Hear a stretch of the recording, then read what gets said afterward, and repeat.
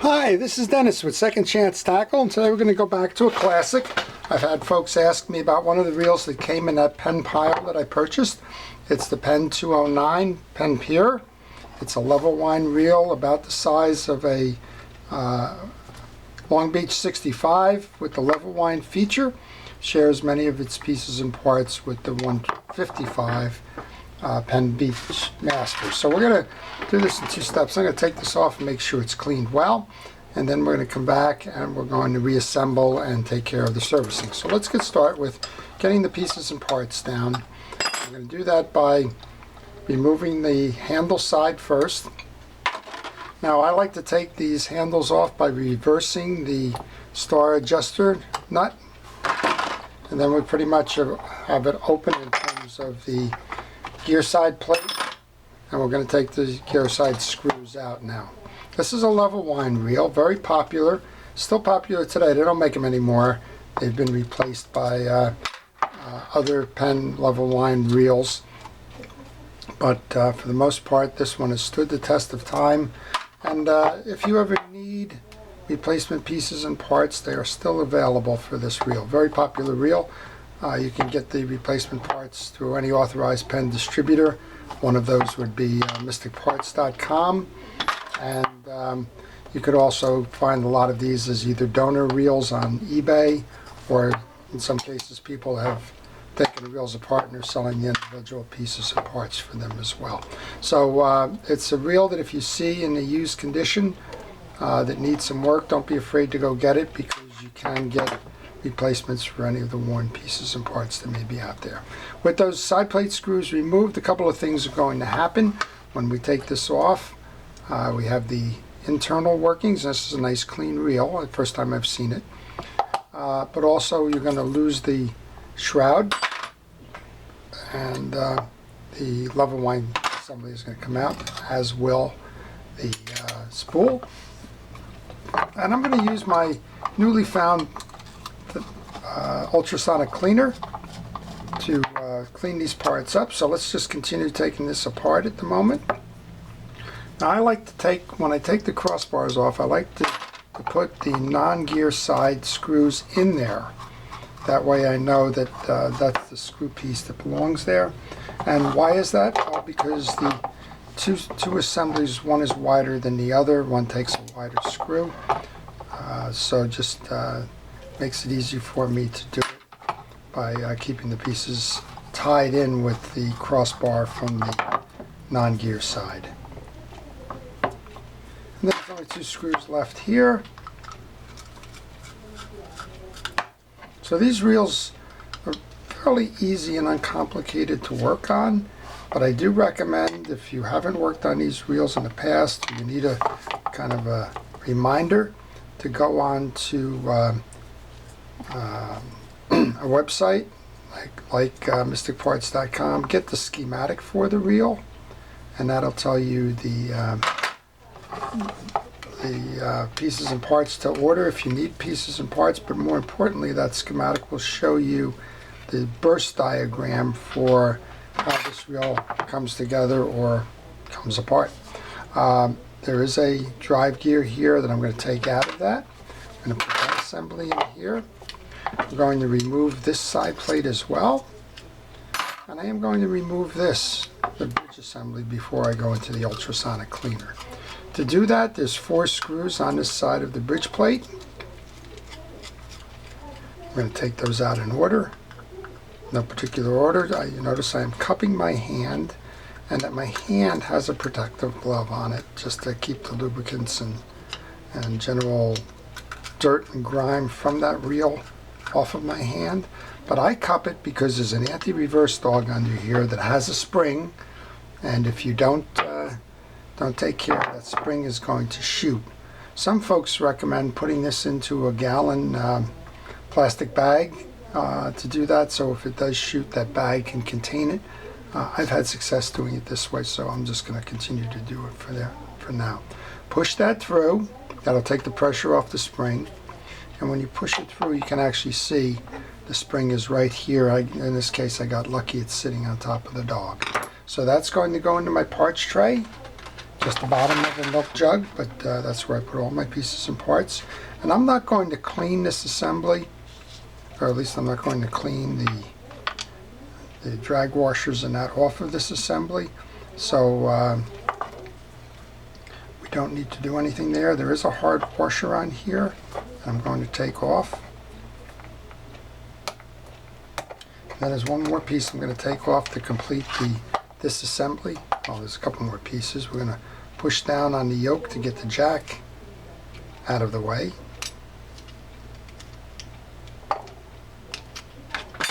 And we have the spool gear and yoke. And I'm not going to wash the screws there. So let's take those out. And I'm not going to wash the springs either. So it's helpful to have more than one parts tray, which I do. And then I'll just go put those pieces that I don't wish to put into the cleaner in here. To the side. And then the only other piece we need to take off, in the general servicing you do or you don't, there's been discussion on it, but since I have it here, I'm going to take that gear sleeve off. There's a pin that holds the gear sleeve to the bridge shaft. You can pull that pin. I'm going to put that in the non-wash piece too. And then this can be removed. You remove that because grease and grime and the like can accumulate on this shaft. You want to make sure that's clean. So I'll put all of those into the bath as well. And with that having been said, I'm going to pause the video here. I'm going to do two things. I'm going to take the line off the spool and we're going to give that an ultrasonic cleaning. And when we come back, we will reassemble and I'll show you the finer points of cleaning up this reel. Okay, so we're back with the parts from cleaning. We used that ultrasonic cleaner that I demonstrated earlier on one of my videos. I'm still happy with the results of it. And some folks ask why I clean some reels and not others. And I think the answer to that is that this one's a reel that's being reconditioned as opposed to repaired. And it's also a reel that I am the ultimate customer on. I intend to resell this at some point. And I want to make sure that everything is done to the best that it can to maximize the selling price. So what I'm doing now, because we use that ultrasonic cleaner, is putting the grease on the key parts, because the ultrasonic cleaner is going to pull all of that grease off. So I started by using the plastic idler gear there that's going to turn the worm off of the spool. And now the transition one that's going to accept the worm and drive on that. And so we have the bearing, idler gear, and the worm gear are all lubed up. Now I'm going to put the side plate on. And then we're going to start by putting the posts back in as a way to hold these down. So there's two posts to the rear, there's the slotted post to the front, and then there's the reel seat. So I'm going to do that on the non-gear side because we still have to assemble the gear side before we make this ready. It'd be fruitless to try and put the other side together when you still have to put the bridge and everything in place. Okay, and then this one,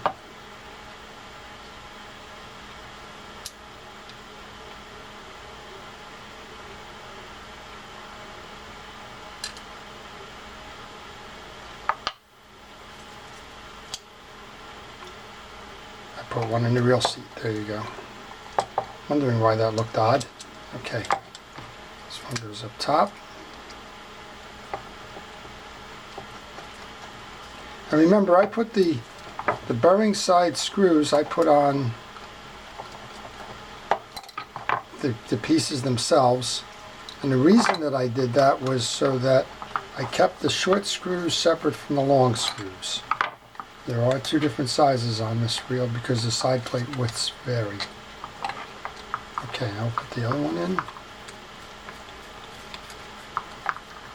Now I can take the two side plate screws that are from the reel seat off, and we can install those.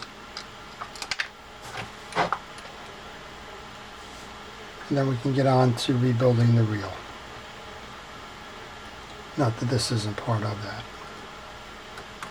Okay, that one gets tightened down. One more here.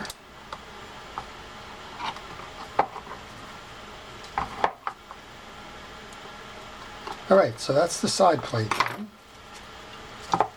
And that makes that easier when we go to put the spool in, which will be the next piece. And you can see how nice and clean that was from the ultrasonic. We're going to grab that, make sure that we have grease on both the spool shaft and the gear that's going to turn the idler gear. We can insert that piece in now. And we're just going to set that aside for a moment as we go to rebuild the side plate then. So I put the side plate trim ring on. It's optional at this point whether you really want to put that on or not. So let's go ahead and continue doing the greasing. We get a little bit of grease onto the eccentric, a little bit of grease onto the shaft for the worm, and a little bit of grease into the back bearing cup for the spool shaft. Once we do that, then we can rebuild the bridge. So as I mentioned, we had the bridge here, and I also mentioned that this reel shares an awful lot of parts with the Penn 155. So in this case, that's the Penn 155 bridge. Same thing with the gear sleeve. And we're going for the pin, which we didn't wash.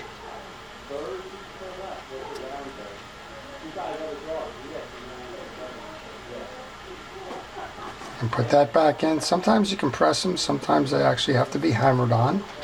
We'll grab the spool gear, which gets a hard fabric, main gear, gets that hard fabric washer underneath. And that gets pressed down. We have 3 drags and they appear to be new. There's no wear to them. They're the HT100s. They still have good grids on them. They do not need to be replaced. I'm going to use a little bit of Cal's Universal Dry Grease to keep them flexible. And what I like to do with this is just put a little bit of a dab on both sides and then use that gloved hand of mine to rub that in. And so the drags go with the fabric washer, then a round washer, then there's an eared washer or a keyed washer which is in the middle, and then there's a round washer again. So round washer first. I'm going to do the second one. Sometimes you can just dip them in there, just rub it in, make sure that it's well coated and even. And that's to keep the drags flexible. And then we can find the slot for that. If you're not in the slot, this is not going to work properly. You won't be able to turn the reel. And we've got the round one up top.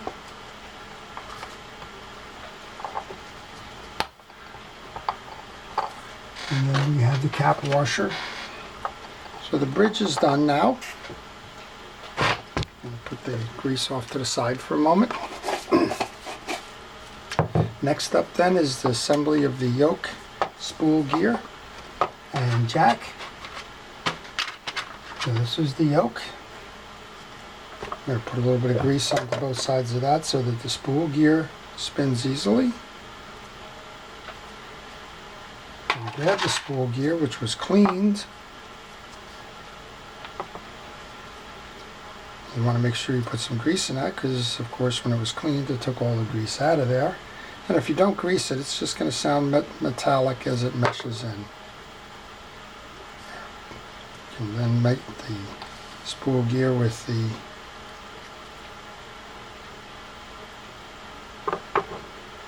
just collecting my thoughts here. Move the spool gear will mate with the main gear, and we want to put a little bit of grease onto the main gear. Now we're looking for the 2 yoke springs. One sits in each indentation.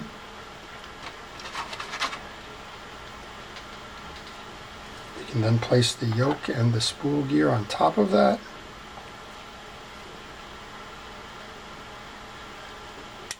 Pressing down, we can then install the jack.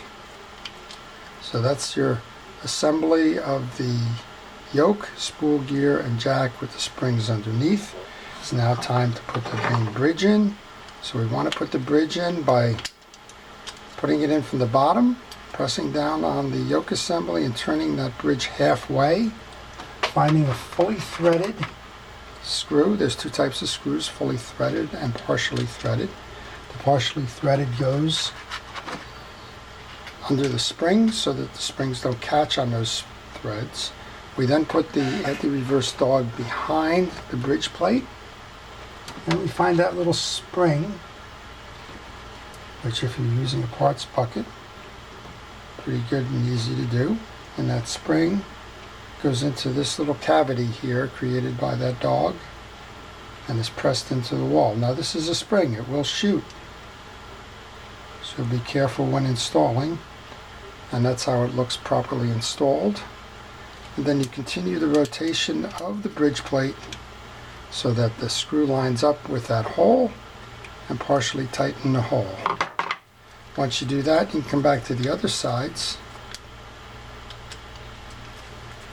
And I like to go north, south, east, west, so I'm looking for a partially threaded screw now.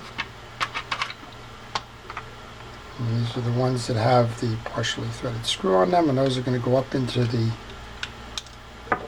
ones that have the springs underneath it for the yoke.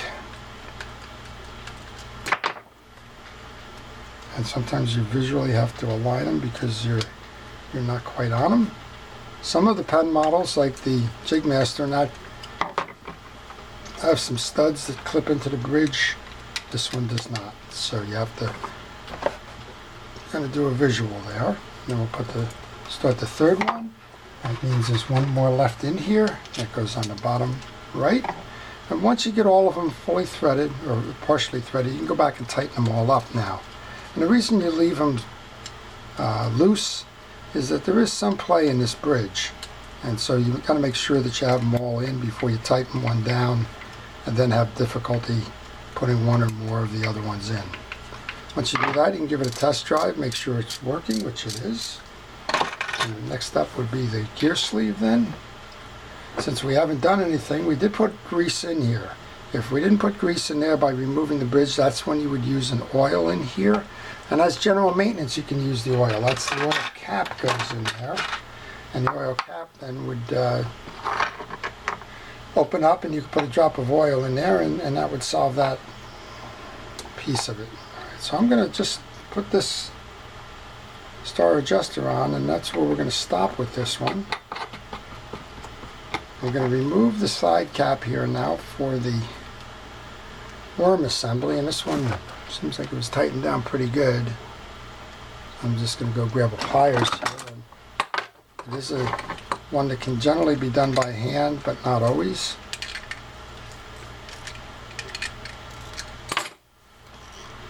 You'll just get it started. Once you do, you can pull it out. And to me, that's a critical part of putting this reel back together, is keeping that one out. Okay, now we're going to try and reinstall this, and there's this shield here, and that bucket is now empty.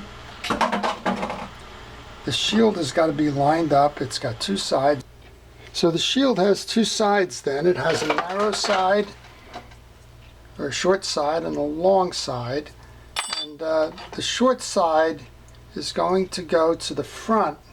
That's because we have this mechanism here with the line guide moving, and it needs that clearance. If you did it the other way, it would rub up against it. So short side, front. So I've seen a lot of people do this a lot of different ways, and a lot of times I'll see somebody trying to put this on, then put the line guide on, and then try to somehow manage to put all of this together, and it's awkward at best, and inefficient and frustrating. So let me show you how I do it, and we'll go back and reassemble that whole reel. And that's why I mentioned that taking this adjuster cap off the side here is kind of critical to the whole deal.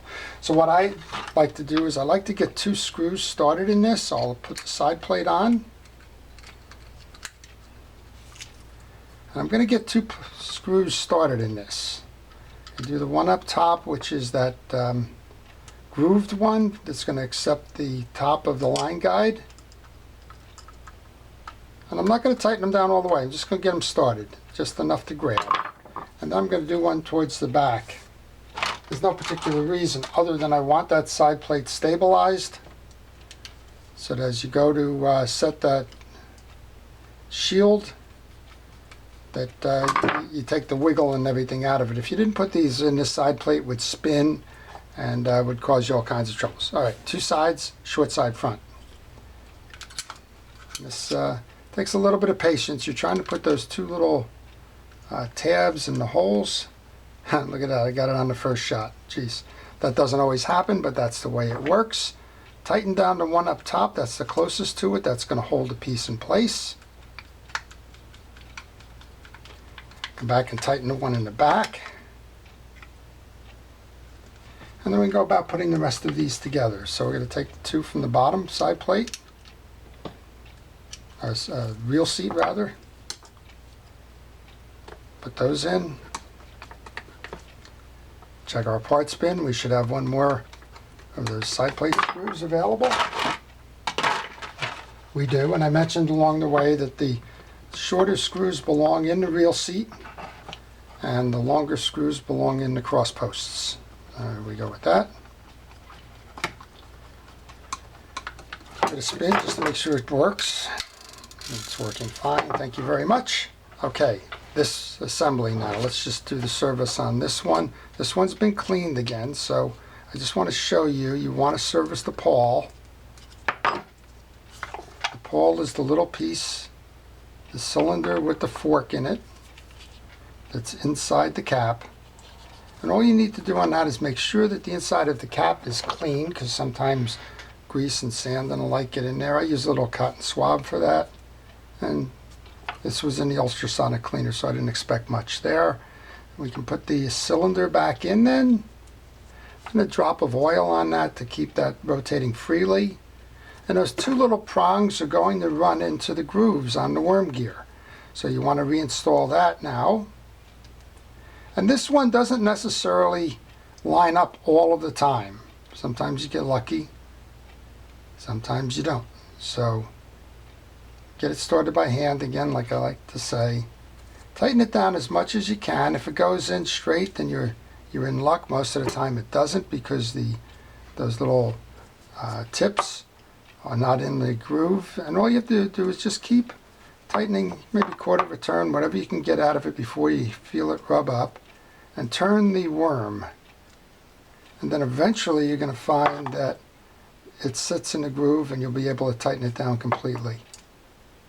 You're just kind of searching for it at the moment, but every turn is moving it closer to completion. And I think we're there now. There you go. We're done. Alright, so that's how you want to make it. Then make sure that it turns fine. We've had some debates over this. I put oil on here. If you're going to use salt water, I would definitely recommend oil. Some folks say put the blue grease on this. Blue grease to me on the salt water gets on there and then it dries and cakes and becomes a problem. So I use the oil. Okay, how do we put this back in then? That's why we took that little adjuster off. We're going to put that in underneath. Going to insert this into the groove. Now I took the time when I was assembling the side plate to get this approximate. Now it may or may not be exact, and that's okay. We'll just work on it. Put the pressure onto the worm and turn your reel, and you just saw it move over so it's seated into that little rectangular spot. And then we can grab that cap off the floor.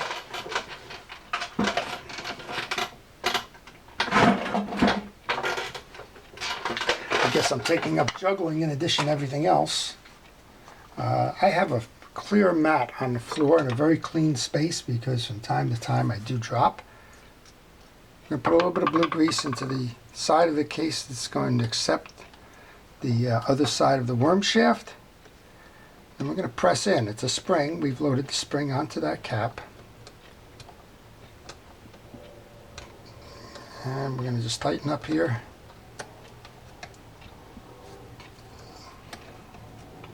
And you'll feel when it's got the shaft inside of it as opposed to bumping up against it. Tighten it down. Oh, look at that reel, huh? Is that a nice reel or what? Okay, all we have to do then is to finish the handle assembly, which we'll do now. And this reel will be complete, ready to go back into service. So this is one of the ones that I purchased out of a lot. I think I bought 7 or 8 of them. I did a video on that before showing that. Somebody had asked for this one to show them how to do it, so that's why we picked this one out of the pile.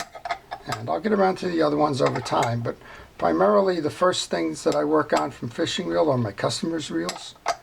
And then if I have a spare moment, I'll come back and I'll work on some of the ones that I have being ready, sitting aside, waiting to be rebuilt. Okay, so we just put the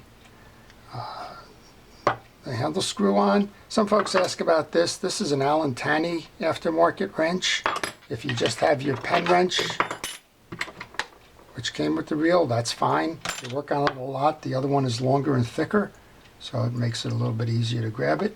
Regardless of which wrench you're doing, you need to make sure that the indentation in the screw lines up with the hole for the set screw so that you can put the set screw in. We'll tighten this down from the drag standpoint. We'll give it a spin, and like I said, that's just one nice reel now. And of course, somebody has asked me about why don't I show the clicker.